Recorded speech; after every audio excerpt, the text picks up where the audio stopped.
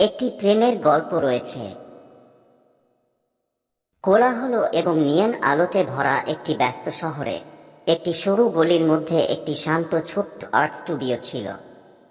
স্টুডিওটি লিয়ামের ছিল, একজন আবেগপ্রবণ শিল্পী যিনি তার শ্বাসরুদ্ধকর চিত্রকর্মের জন্য পরিচিত, যা মানুষের আবেগের সারমর্মকে ধারণ করেছিল। তার প্রতিভা থাকা সত্ত্বেও লিয়াম অনুভব করেছিলেন যে তার শিল্পে কিছু অনুপস্থিত ছিল। তিনি এমন একজন মিউজিকের জন্য আকুল হয়েছিলেন যিনি তাকে তার বিশাল রচনা তৈরি করতে অনুপ্রাণিত করতে পারেন।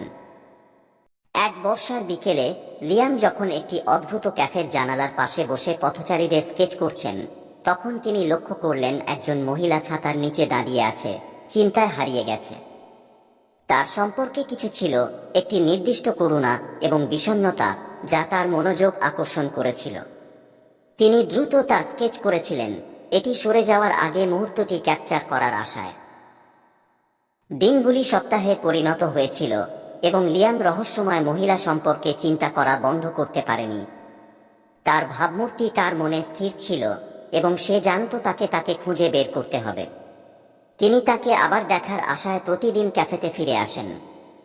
সে যখন হাল ছেড়ে দিতে যাচ্ছিল, সে তার ছাতা থেকে বৃষ্টির ফোঁটা ঝেড়ে ভেতরে চলে গেল।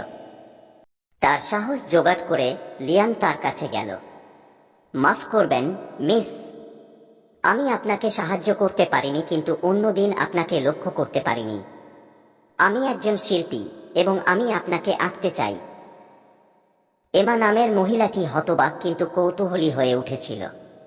তিনি তার স্টুডিওতে যেতে রাজি হন এবং সেই দিন থেকে তিনি তার জাদুতে পরিণত হন। লিয়াম এমাকে আঁকার সাথে সাথে তারা গল্প, হাসি এবং স্বপ্ন ভাগ করে নিয়েছে। তিনি জানতে পেরেছিলেন যে তিনি একজন লেখক যিনি তার নিজের সৃজনশীল ব্লকের সাথে সংগ্রাম করছেন। তাদের সহযোগিতা তাদের উভয় শিল্পে নতুন প্রাণ এনেছে। লিয়ামের পেইন্টিংগুলি আবেগে বিচ্ছুরিত হয়েছিল এবং এমার কথাগুলি অনায়াসে প্রবাহিত হয়েছিল।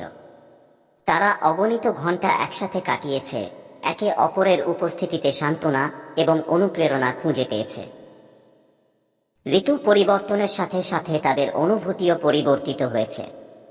একটি পেশাদার সম্পর্ক হিসাবে যা শুরু হয়েছিল তা গভীর এবং গভীর প্রেমে পরিণত হয়েছিল। তারা একে অপরকে এমনভাবে সম্পন্ন করেছে যা তারা কল্পনাও করেনি। এমার উপস্থিতি লিয়ামের হৃদয়ে শূন্যতা পূর্ণ করে এবং তার শিল্প তার কথার অর্থ দেয়।